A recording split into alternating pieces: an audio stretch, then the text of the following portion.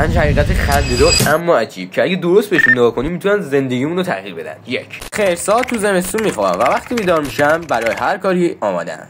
ما حتی بعد 8 ساعت استراحت و خوابم هنوز یه زامبی بیحالیم. شاید ما هم باید عین خرس‌ها یه استراحت خوب داشته باشیم و بعدش آماده شکار قوی باشیم. دلفین‌ها همیشه یه چشمشون بازه وقتی میخوابن، به خاطر همینه همیشه حواسشون جمعه. شاید ما هم تو مسیر رسیدن به هدفمون باید یه چشممون باز باشه تا حواسمون به تهدیدها و چیزای دیگه باشه، مثل دلفینا.